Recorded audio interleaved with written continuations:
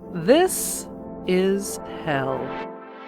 World leaders in wealth and world leaders in contributing to climate change are meeting in Glasgow at the UN Climate Change Conference known as COP26. The hope is these nations and their leaders will get together and make an international agreement to stop the worst effects of global warming, some of which are already taking place. But when these nations see the worst outcome of climate change being migration, not rising coastlines or temperatures or worsening storms or more extreme weather, and how all these things may devastate, say, our food supply or their impact on the spreading of viruses, it's hard to be optimistic about any meeting of the wealthiest in addressing global warming.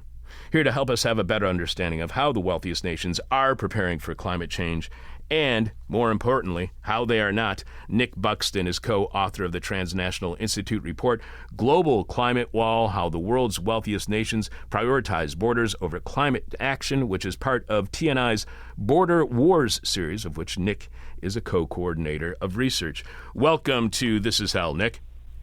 Hi, Chuck. Thanks for inviting me. So the report begins the world's wealthiest countries have chosen how they approach global climate action by militarizing their borders. These countries, which are historically the most responsible for the climate crisis, spend more on arming their borders to keep migrants out than on tackling the crisis that forces people from their homes in the first place. So did the wealthiest countries become the wealthiest by being the most responsible for climate change? And do they still benefit from continuing contributing to climate change? Because I'm trying to find out if there are any disincentives for these countries to stop contributing to climate change. Well, that's what we wanted to look at. We wanted to see whether the countries that are most responsible historically for climate change. I mean, we've got to look at the main countries that have contributed to the crisis that we're in. How are they responding to it, and where are they prioritizing their money and their finance? And one of the big promises that came out of the Paris Agreement, which was kind of praised as a historic agreement in 2015, was that the richest countries said, we're not only going to reduce our emissions, but we will also support those countries who are really at the brunt end of the crisis. And we're going to support them in two ways. One is to mitigate, as in reduce their emissions, so we're going to provide technology and finance to do that. And we're going to help them to adapt to the climate change that's happening. And so there was a promise to mobilize $100 billion a year in finance. And in a sense, you have the richest countries, and this is really at the heart of what the crisis is that the richest countries who have caused the crisis are not the ones who are facing the biggest costs, and the poorest among the most vulnerable countries who played no role in the crisis and yet are facing all the consequences in sea level rise, with islands disappearing, with hurricanes and cyclones hitting countries like Bangladesh, which just don't have the infrastructure to cope with the costs. And so this is where we wanted to look at, really, are we responding to that with adequate climate finance? If not, how does that compare with where we are putting money? And we decided to look at borders, because in a sense that really crystallizes the issue, because one of the big stories in a lot of discussions is that climate change is going to cause migration. It's going to cause displacement. So are we helping countries deal with that, to tackle it themselves, or are we just building walls? And unfortunately, the story budgets speak more than rhetoric. Where we put our money shows that we spend twice as much, the richest countries, on building borders and immigration enforcement as we do on supporting the poorest countries to cope with the impacts of climate change. Those promises of contributions to fight and mitigate the worst aspects of climate change, those are reported here in the establishment news media in the United States as historic agreements. People were saying that this has been an amazing set of negotiations, and that they have actually come to conclusions that will lead to mitigation of climate change. Then those promises go unfulfilled. How much of the problem is the way that the establishment news media covers things like the Paris talks, in that they cover the original promises, but they never follow through on seeing if those promises go fulfilled? I think that's a big part of the picture, Chuck. The Kyoto Protocol, for example, said we committed to reduce emissions by this much, and richer countries were to play a bigger role than poorer countries. By the time you had Paris Accord, it all came down to voluntary contributions. So not only do you have this kind of weakening of commitments. It's now a voluntary commitment. We also, on top of that, have broken promises. The richest countries are saying, well, we've broken our promise. We haven't produced 100 billion a year, but we're getting closer. We're now at about 80 billion a year. But when people have actually dug into the figures, that they see a lot of this money that's been promised is not new money. It's over-reported.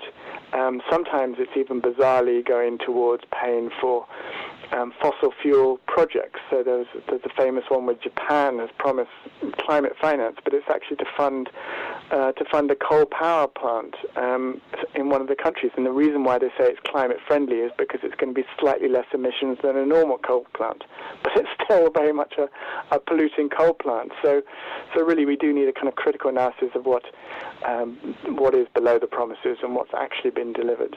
And it's, Oxfam, for example, showed that really the promises are only about actual delivery is only about a fifth of what is promised and reported as delivered. The 7 nations that are the wealthiest nations that have contributed the most to climate change, that are also the ones that are securitizing their borders far more than they are addressing climate change, are the United States, Canada, the UK, Germany, France, Australia, and Japan. But because this is what everybody's always talking about here in the United States. But what about China? China is producing far more coal than any other nation. They are and will continue to contribute to climate change. Is China militarizing its borders? Or countries like, India, which produces the second highest amount of coal, are they securitizing instead of financing the fight against climate change as well? So over time, so in that sense, that's why the U.S. has a particular responsibility, because it's developed its whole economy and become the richest economy on back of fossil fuel development, and has had that role really, particularly since the beginning of the 20th century. So it's had a whole century of development based on that. Countries like China and India are much more recent carbon polluters, and they're only now starting to kind of develop the economies that match the fossil fuel production that they produce. So there's a difference there in terms of historic and current responsibility. And I think it's important to keep that in mind. China, and the other thing is, of course, people blame China, but China has a vast population. So if you look at tons per capita, an average American produces about 20 tons of carbon dioxide. The average Chinese person now produces about 9. So there's a difference. You've got to keep in mind, firstly, the population difference, and that's part of the picture. And then they're also just starting to be. They've also got high levels of poverty, which are only now starting to address. So certainly, going forward, they have an increasingly important role to play. But up to now, really the historic responsibility lies with some of the richest countries like the U.S.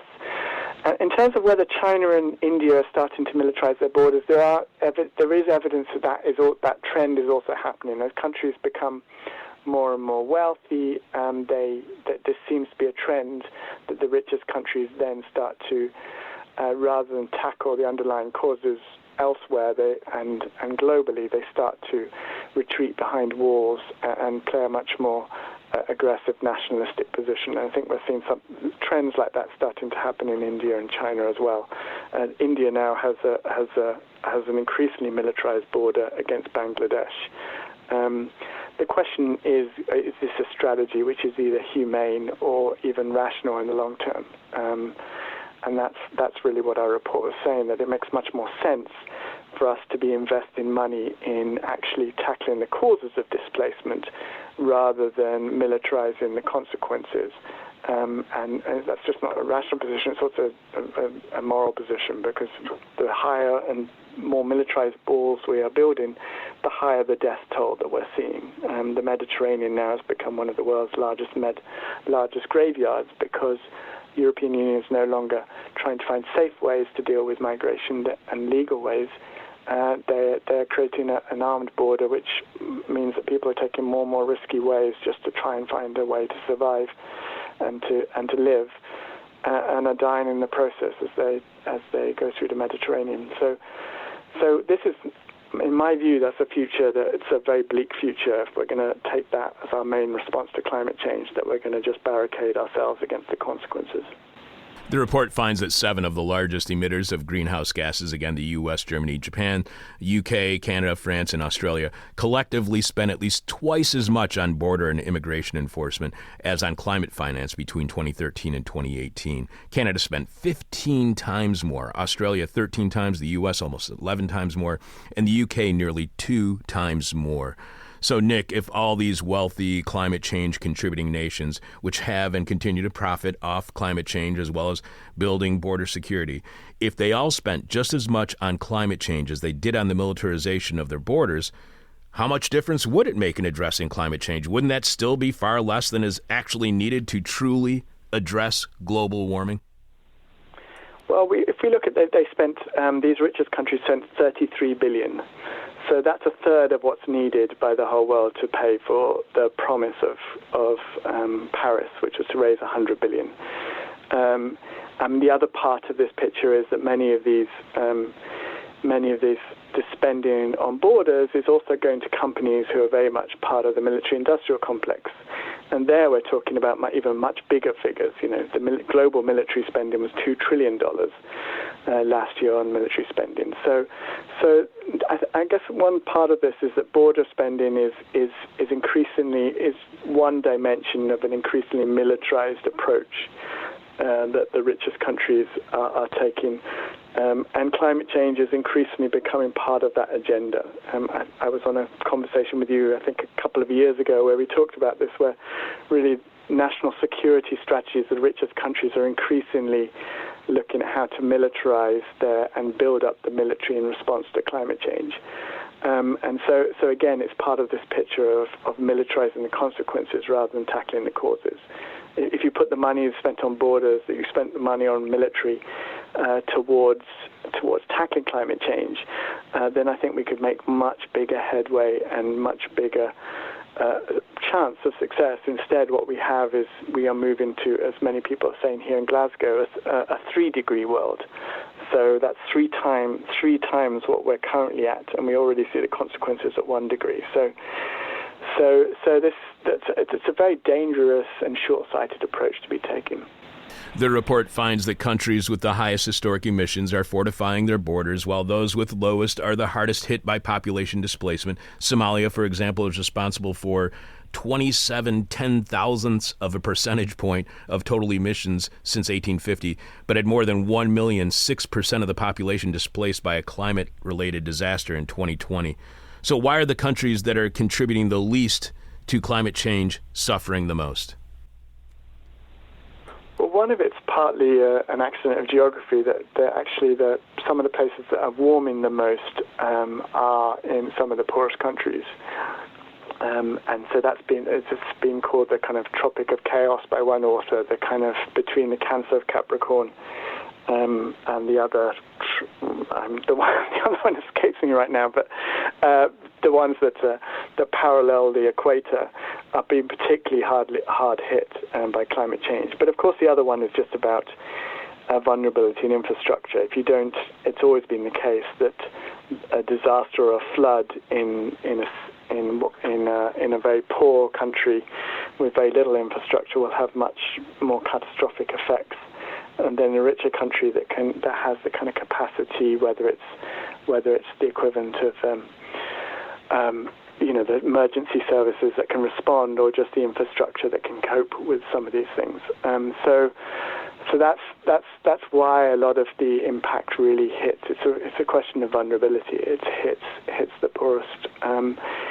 And we have a level of vulnerability now that people who are already living on subsistence lifestyles,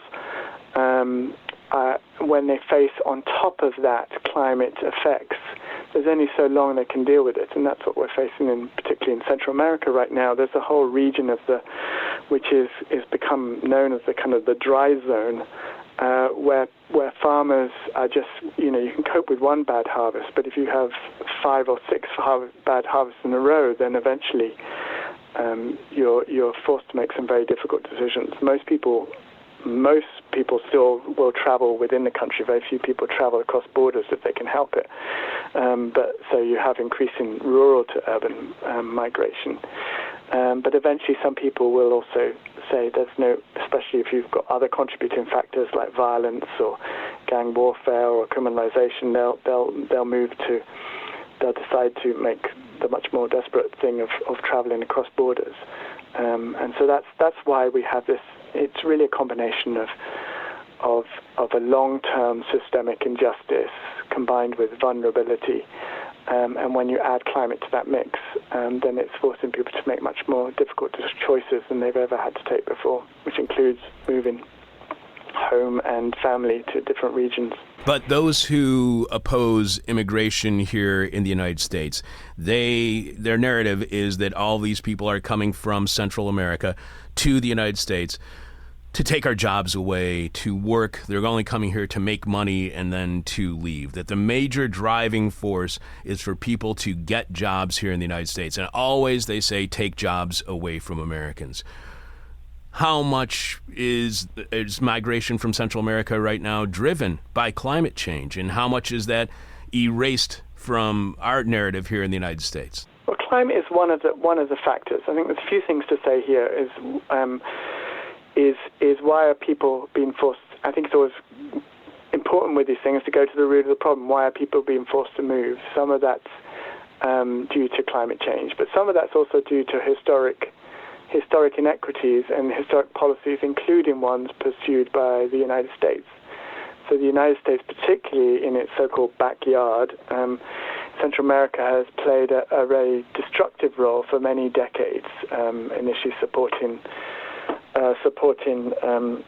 dictatorships there and right-wing insurgent movements. Then later, the drugs war, which has played out with very destructive consequences, militarizing police, leading to the emergence of kind of criminal gangs, which have become more and more powerful. We've even had gangs from LA of people who've been deported, who've gone back to places like El Salvador and fueled new forms of violence and leading to new migration. So there's a role that the U.S. has played. Now, so that's one part of it, is we have to think about the causes, and there too the United States has some responsibility and some of the other richest countries. And the next thing is to look at where actual people move. Like I said, most people move internally, most people move to neighboring countries. So this story that everyone has come to the U.S. is actually not true. If you look at the top 10 countries hosting refugees and migrants, the United States is not among them. I think Germany is the only wealthy country among them. So actually most refugees and migrants end up going to neighboring countries. And some of the biggest hosts of migrants are often quite poor countries. And I guess the third thing I would say here is, well, at some point we have to think what are alternatives, as I think cross-border migration will increase with time as climate change has a bigger impact. But what's our response? What options do we have there? And I think the two options. One is a very deadly militarized option. Or the other one is finding ways to facilitate migration, which is safe and legal, and encourages and actually looks at what the best ways, firstly, to support people to not have to leave their home if they don't have to. So more aid, more support, better trade deals, and so on, better development strategies that are done in collaboration with countries, in developing countries, so people don't need to leave. If we put the money in borders instead of actually helping people who are displaced rebuild their homes within their countries, that would be a much more rational strategy. And then those who then do come to the U.S., that we support them, and we support them also supporting their communities back home. And that's otherwise the only strategy really is of building bigger and bigger walls and bigger and more deadly ways of stopping people come. At some point that kind of fortress mentality breaks down, because it's not really a solution to the problem. All it is a wall against the problem. And so we really need to think much more strategically. We need to think much more holistically about the whole issue. migration in a time of climate crisis. A war against the problem. So is this the military-industrial complex's response to climate change? Is this how? I mean, because that, as you point out in the report that you co-authored, that there's this sense that we do have a political choice in this matter. But when it comes to the military-industrial complex, it often seems like that's kind of out of our control. So is this securitized borders, is this the way the military responds to go to war against migration? I mean, what's wrong with the idea of going to war against migration? I think that's what we are seeing, and it's really interesting. If you go back to 2003 and the first reports that came out around climate change and security, the national security documents, whether it was in the US or Europe, they start to paint migration as a threat, as an emerging threat. And of course, I think we're going to see much more of that. This year, President Biden has done a whole bunch of initiatives around climate security, and each one of them names migration as a threat. So I think we're seeing as the war on terror changes shape and moves on in some ways, or at least is not in the top of people's attention as it was for a couple of decades, climate change is going to become seen as the new threat. And it's really important to understand that behind this is not just the kind of national security apparatus that is always looking for threats. And there's also a very powerful industry that has made huge amounts of money in the last 2 decades, particularly since the war on terror began, and is now using climate change to argue for more military spending, for more border spending. And that's something that we see really clearly with this, and we saw in this report that actually quite a few of the big military and border spending firms have a lot of power within the corridors of power, a lot of influence. They are lobbying constantly for increased spending on borders. They are raising climate change as a threat. So they're part of driving this narrative. What was also interesting to find is that many of these same border firms also provide services to the fossil fuel industry. So we have a real nexus between big oil and the big military as well. So, for example, Chevron contracts with G4S, one of the big border security firms. It contracts with Leonardo, one of the big European military firms. We see ExxonMobil with contracts with Lockheed Martin. And it's not just contracts. What we find is there is often a lot of people sitting on each other's boards. And there's now a real sort of nexus with someone who's on the executive board of ExxonMobil also being on the executive board of Lockheed Martin. Those kind of links are happening. So I think we see this, in a sense, both these industries, for different reasons, have a reason for there not to be climate action, for us not to tackle the causes of climate change, because they can make a lot of profits, either by perpetuating the crisis or profiting from the impacts of the crisis. And so I think that's a really important part of this picture. It's not just around policies or attitudes or people feeling that we have to be strong on migration. It's also around an industry that sees a lot of money to be made from this. So why is there more money to be made in addressing the consequences of migration than in addressing the root causes of migration? Why is there more money to be made in securitizing our borders than it is to do the humanitarian thing and help out people who are being forced to move by climate change? I don't know if there's more money to be made, but it's certainly true that industry is the one that's in the best and strategically most powerful place to profit from it, and it's only become more profitable since the early 2000s. I mean, both security and military firms have boomed since the end of the Cold War, and particularly since 2001, of course, since 9/11. So they're in a really strong strategic and political place now to really profit in a way that those other companies who might be more involved in kind of tackling the causes of climate change are not. I think also the other thing is that there is there's money to be made in the north, and that's where much of these contracts are. Whereas some of the poorest countries, the kind of support we needs more. It's not going to be resolved by private finance. It's going to need public finance. So I think there's also a distinction there. And the report states that the synergy is, you're just mentioning this, but I want to make sure that people know this from the report. The report finds that the synergy between fossil fuel companies and top border security contractors is also seen by the fact that executives from each sector sit on each other's boards. At Chevron, for example, the former CEO and chairman of Northrop Grumman, Ronald D. Sugar, and Lockheed Martin's former CEO, Marilyn Hewson, are on its board. The Italian oil and gas company Eni has Natalie Tocci on its board, previously a special advisor to EU High Representative Mogherini from 2015 to 2019, who helped draft the EU global strategy that led to expanding the externalization of EU borders to third countries. So how involved are these same people in the current UN Climate Change Conference, COP26 in Glasgow? Globally, is the response to climate change being determined by CEOs who are on the boards of not only fossil fuel companies, but also the same surveillance and security companies that are securitizing our borders? Well, the reports I'm getting from Glasgow is that they're very much present there.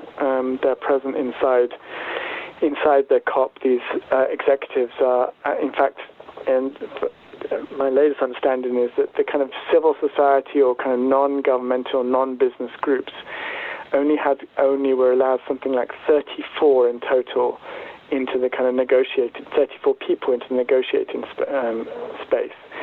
So, and there are these big, if you've ever been to one of these conferences of big COPs, these climate talks, they're very much dominated by lots of businesses giving their presentations about how green or sustainable they've become, and very little critical analysis about really whether it's greenwashing or whether it's actual real reduction. So they become a bit of a marketing space. It's a kind of trade show for any company that wants to go, whether they're part of the problem or not, to market how green they are. And of course they're there with close contacts. Many of them have revolving doors with some of the government departments who are they're negotiating. So there is a very, and this is typical, as we know, and your show has covered in so many other ways, of politics in general, that over the last few decades under neoliberalism, corporations have had increasing power and influence in determining government policy, and that's no different in terms of climate change. So certainly those who are most affected by the impacts are excluded from these forums, and this time more than ever before. My understanding is this may well be one of the whitest, most privileged climate talks that have ever happened, partly also because, of course, all the rules that have been imposed in terms of COVID, which have made it really either exorbitant or impossible for people from the global south to even attend and have their voice heard. The report also finds that in 2003, as you were mentioning earlier again, a Pentagon Commission report warned that in a worst-case climate scenario, the United States would need to erect defensive fortresses to stop unwanted starving migrants from countries like Guatemala and Haiti. The quote-unquote fortresses are not just proposed by Washington. They are prevalent across the world and led and financed by the world's largest emitters. These are the secure borders that politicians promise while insisting that there will also be proper treatment of migrants. In the United States, can you vote against secure borders? Is this secure border and surveillance policy bipartisan? It's very much bipartisan right now. I mean, we had another report which we looked at the electoral cycle in 2020, of course, with the run-up to the election of Biden, and we saw that the border industry and through its individuals and through its high-level executives and through some of its political action committees gave I forget the exact total. I think it was 40 million to candidates for both parties. and it was 55% to Democrats and 45% to Republicans, which was interesting because, of course, Trump ran very much on a kind of anti-migrant policy, on border security, on border militarization, and yet the border industry was actually given more money to Biden than to Trump. And I think that reflected basically the way that they have very much forged a bipartisan consensus on border militarization for both parties. And that's why we haven't, some of the worst cruelties that were put through under Trump's regime have been ended, but largely the situation has not changed, as we saw most recently with the roundup of Haitian refugees who have been whipped by some of the border guards. There's basically a posture of violence and towards refugees, and intensified border militarization is a policy that both parties are very much subscribed to. And I think we need to change the conversation really to look at how do we find a way to help those who want to stay and are forced to move to stay, and support those who are forced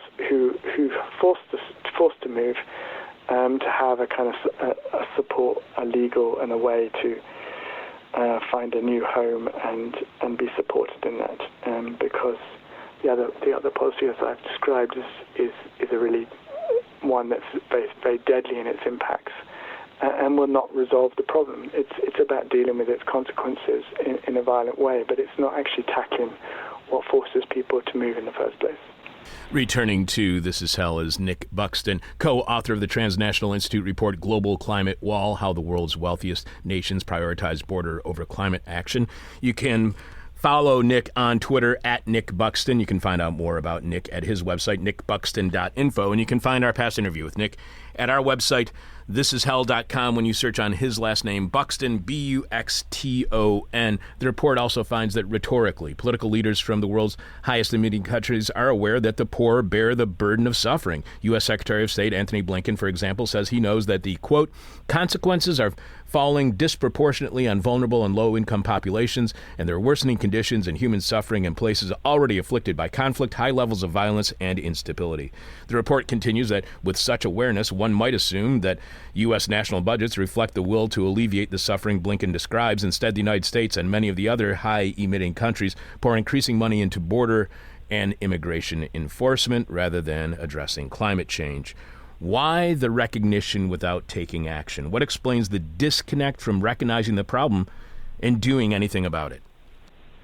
Isn't that the big question of today? Because we have, of course, the same situation on climate change. If you hear on Glasgow at the COP and heard all the great speeches by Biden, the UK Prime Minister Boris Johnson, there's not climate denialism that this isn't happening. There's some great rhetoric that we've got to act, that we've got to tackle the causes of this, that if we don't do it now, we'll pay bigger costs and consequences later. But it's just not being matched by the actual policies, and there is a huge disconnect, and that's why there's a growing movement of climate activists, and really captured in that phrase that Greta Thunberg, the teenage activist, said that we've had enough of blah blah blah. We need some real policies, and that's really what we're seeing here on borders as well. It's a real disconnect between the awareness that this is not a rational way of dealing with the crisis, but the borders, but the budgets, and the industry and a political system that is still very much so structurally tilted towards benefiting corporate profits, to being run by particularly the financial industry. I haven't mentioned that in our talk, but behind many of these border companies, we see the big financial firms like Vanguard and BlackRock funding many of them. They're structurally made and structured in such a way that they can continue a policy that will exacerbate the problem right now, and that's why we need a real much more fundamental reclaim of our democracy right now, away from one run for the purpose of private profit towards one that can really work for the public good. And that's why these kind of short-term or promises and military reforms won't work without this really deeper structural reform that we need. I saw a headline in yesterday's New York Times, and as soon as I saw it, Nick, I was like, I cannot wait to ask Nick and get his reaction from this headline. The headline was, Biden seeks boost in oil production while urging emission cuts. Is the difference between Republicans and Democrats that Republicans deny climate change and Democrats insist that we can somehow cut emissions while burning more fossil fuels, that something can be done while doing nothing? Yeah, I think that headline says it all. We had a similar one in Britain where Boris Johnson says it's 1 minute to midnight, and he said just before catching his private jet back down to London, which is a train journey of 4 hours. It's exactly the same, and I think there is two forms of denialism, isn't there? There's denialism that says climate change doesn't exist, and there's denialism that says it does exist, but we're not going to fundamentally change anything to tackle it or do anything about it. And that's what we're facing right now.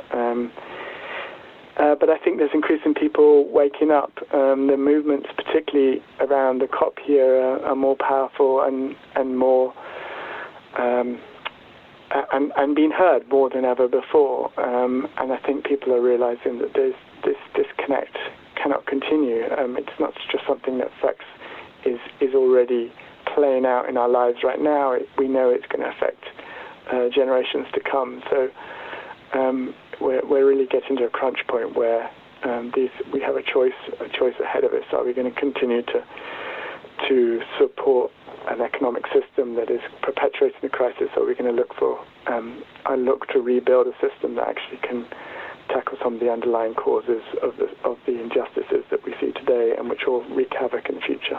The report finds that with the advent of economic globalization in the 1980s and 1990s, governments understood that the forced implementation of structural adjustment and free trade rules would cause displacement, providing one impetus behind various border militarization operations in the U.S. in the mid-1990s. Free trade advocates understood neoliberalism and globalization would cause displacement, so they built walls. Can open markets survive open borders? For open markets to be successful, do they need closed borders? Does freedom of capital need to limit the freedom of human mobility? I think so. I mean, if you look at what the border regime does, it basically, and this is how it works. I mean, on one level, if you're a rich businessman, you can travel across any border.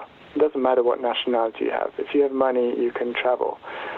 So borders have become a way to kind of structure whose lives are worth it and structure labour markets. So it either determines that your life is expendable, in which case and that's what we see so much on borders, or it determines that your labour is exploitable, in which case, so to a certain extent, borders are also structured to allow a whole undocumented force who don't have rights, who can be exploited for their labour. And that's very much what we see, how border regimes work. They work to facilitate capital flows and to really control labour flows in a way that either makes you expendable or exploitable. So you also find that as scholars such as Betsy Hartman have emphasized, this idea has historical roots in the Malthusian idea that population growth, most of all if it happens in countries where the majority are not white, is the principal cause of scarcity, poverty, and war. This leads to the border securitization. She writes that it still resonates in both the public policy arena and popular culture. It shapes dominant discourses about the relationship between climate change, conflict, and security in Africa, this focus on migration, or anywhere. And it has also fundamentally shaped migration policies everywhere. So the prevailing belief in border security is the Malthusian belief that food production will not be able to keep up with growth in the human population. It's the zero population growth crowd that believes that there are simply too many people, or there could be, and soon. How does a belief that there are too many people, or there soon will be, lead to securitized borders? Because I'm certain, Nick, that there are those who do believe in zero population growth who are listening right now that do not support border securitization. Well, I think, and it's interesting to see. We quoted that in terms of we were looking at some of the national security narratives, and when you see the early national security narratives that paint migration as a threat, they talk about these. There's this one famous article that we quote in the thing of, which apparently was an article written by someone at the Atlantic that was shared across all the U.S. embassies at the time, which talked about these restless hordes who are just waiting to kind of cross borders. And it's very much this, and that's very much that drives a lot of racist narratives around migration. That takes people from being individual humans with families, with lives, with very much similar dreams and aspirations that you and I have, to a horde, a mass. And we see that all the time, not just in national security narratives, but often even photos. You all see a big picture of a crowd. You really see the one person and the story of the one person and their experience. So that's very much, I think, one of the narratives that is used and has long existed, as we know, from the richest countries. The whole Malthusian anti-racist narrative very much emerged as the rich countries became, in colonial times, became rich and needed ways to justify their exploitations. And we see it very much alive today in the way that migration is described and the policies that are then put through, which are very much a kind of militarized approach to anything to do with people moving, no matter the causes or the consequences.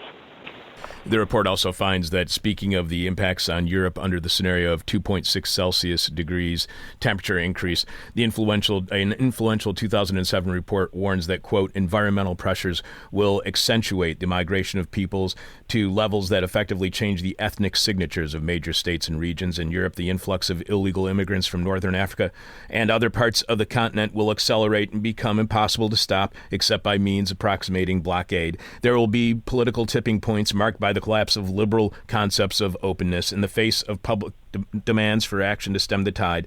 Goes on to say that altruism and generosity would likely be blunted. So is this influential 2007 report that had a huge impact on decision-making in the UK as well as in the US, is it predicting authoritarianism, totalitarianism, even fascism being likely? Is it even advocating for such levels of authoritarianism?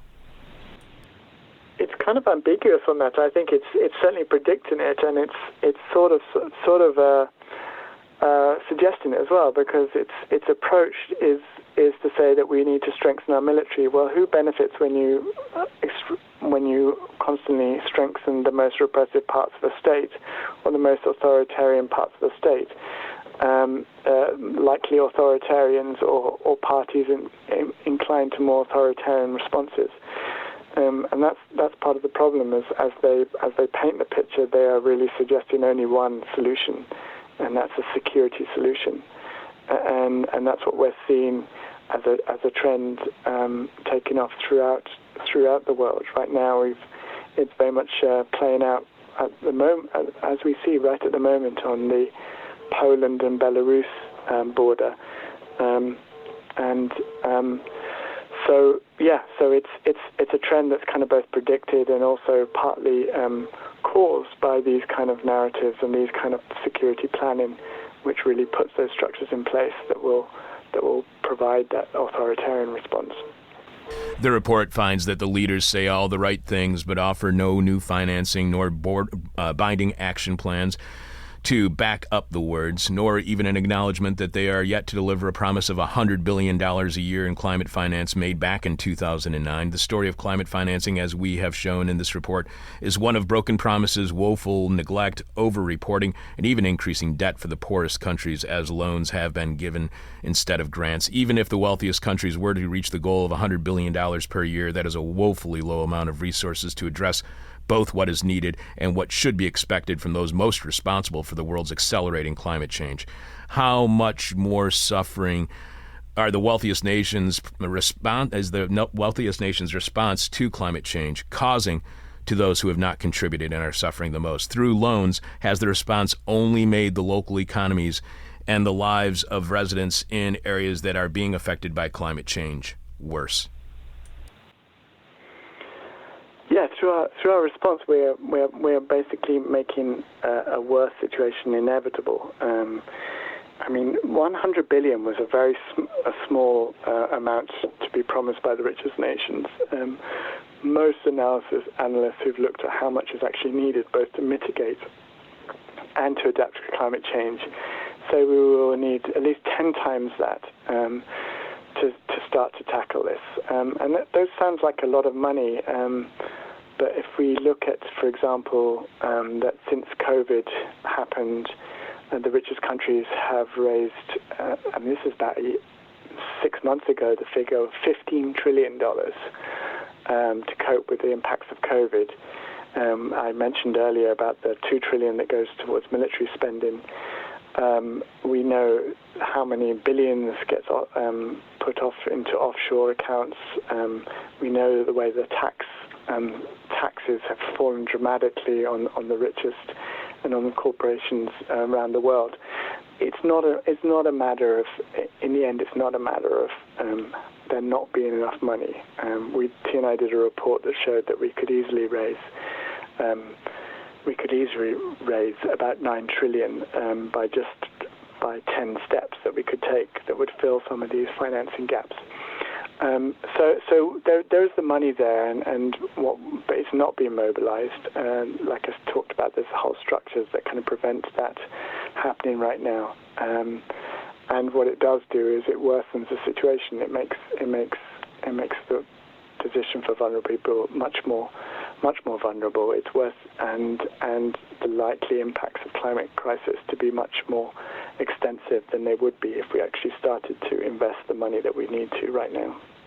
How do you get people to no longer support the idea of secure borders? Because from our conversation, it sounds like secure borders is kind of just a racist dog whistle. So does the public clearly understand what border security means? Because, as you know this, one story of a migrant committing a crime, especially a violent, sensational crime, can undo the victimization of millions, if not tens of millions. How can this narrative of migrant fleeing climate change being more a threat than a victim when it takes only one sensational act to reinforce those fears, how can that idea of migrants as threat be overcome? That's a billion-dollar question, which I'd love to know all the answers to. I think it's something we're also grappling with. Why is a victim being caught so successfully treated as a threat, and as a result becoming victimized twice over? That's effectively what's happening. Those who are suffering the consequences of climate change, for which they played no role, in which the region they played no role, are now not only suffering the consequences, they're also suffering. They're being treated as a threat and victimized further. And how do we turn that narrative around? I think it involves action on so many different fronts. One of the things that we've been looking at particularly is the role of an industry that has perpetuated this narrative. Behind every narrative, every structure lies structures of power, and those are very much dominated by corporations. So that's been very much our focus. I think it involves a real transformation of media that needs to happen. I mean, you're unfortunately one of a few shows that kind of dig deep into issues and start to unpack what's really happening, and there's very little of that happening. And we know that the media is largely responsible for whipping up some of these hysteria. And when we have the media in a very small number of hands willing to do that, then we have we create these narratives which become very powerful. I think we have to kind of get underneath. So those are two areas I think that are very key. I've talked about the need for kind of political change. Once we need politicians, we need parties that are responsive to movements and citizens much more than corporations. And I think underneath it all, we need to take this picture of what we call kind of big numbers into personal stories. There was a really interesting experience in Australia where they were talking about they were trying to change people's perceptions where Australia has a government which has been very hostile and aggressive towards migrants and forces many who come to the country to live in desperate circumstances on islands outside Australia. And they did this thing where they started to say what were the terrible conditions people faced, and actually got saw very little changes in polling. But when they just they told the stories of the same people, but what were their dreams, what were their hopes as people, what they planned to do when they were kids, what they wanted to do when they were growing up, and what their parents and their grandparents were like, who inspired them. And they did a campaign around that. Their polling changed quite dramatically. And it just shows that if sometimes we paint people as victims rather than just fellow humans, we can actually perpetuate the problem. Whereas if we actually see our commonality and see actually this person loves soccer just like I do and supports the same team and really wants to get a career in the same thing that I want to do, then we much more relate. So I think that's part of the picture as well, is kind of bringing these bigger pictures down to kind of stories of people that are just like you and me, who want to have a decent life, want to love and be loved. Just two more questions for you, Nick. The report finds that treating the victims of climate change as threats is a triple injustice. Those least responsible for the climate crisis are not only the most likely to be victims of climate change, but are now regarded as threats if they migrate in order to survive. The nature of security framing also obscures the complex reasons for migration and serves to distract from alternative approaches that would seek to support migrants to stay when they can and migrate if they must. Security approaches inevitably seek to consolidate existing and unjust systems of power rather than challenge them to build something new. So to what extent are these security approaches then an organized attempt by the wealthiest nations to stop any possibility of revolution, even global uprising against the market? Is capitalism threatened and its most ardent adherents are building walls to protect capitalists' way of living? Is border security an attempt by the G7 to not be held accountable for their role in plundering the world? Absolutely. I mean, it's like I said, that we have this. We have two choices at this moment in history. Do we really tackle the causes, which means some really fundamental issues around equity, around injustice, around who's been affected, around the fact that the wealthiest countries are the biggest part of the problem right now, or do we look at or do we just respond to the consequences? And if you respond to the consequences, you're essentially saying, I want the status quo. It's no matter how dangerous, no matter how deadly, no matter the human consequences, the status quo, the political system, the economic system that benefits a certain minority right now matters more. That's the choice that's been made. So border security is very much about that. It's saying that it's more important to. It's more worth it to just build up arms, militarize against the consequences, rather than tackle the causes. And that's really the choice that's been taken right now. Can we expect then more unfulfilled promises from COP26? At the moment, yes. I think where it goes in the next few years will really depend on the growing climate movement, on the growing mass movements that are building against it, whether we can change that balance of power. At the moment, it's not enough to change the structures of power that we're in at the moment. There are shifts going, but it's still going to be very much at this point business as usual. We have been speaking with Nick Buxton. He is co-author of the Transnational Institute report, Global Climate Wall, How the World's Wealthiest Nations Prioritize Borders Over Climate Action. We've got one more question for you, Nick. Nick is founder and chief editor of TNI's flagship annual publication, State of Power. You can follow Nick on Twitter at Nick Buxton. You can find out more about Nick at his website, nickbuxton.info, and you can search on his last name, Buxton, Buxton, at our website, thisishell.com, and hear an earlier conversation that we had with Nick. One last question for you, Nick, and as you may or may not remember, our final question for each and every one of our guests is the question from hell, the question we hate to ask, you might hate to answer, or our audience is going to hate your response. The report finds this divide between rhetoric and budgets on climate change can point us in the direction of solutions. One simple remedy is to take the money out of border militarization and immigration enforcement and put it into climate finance.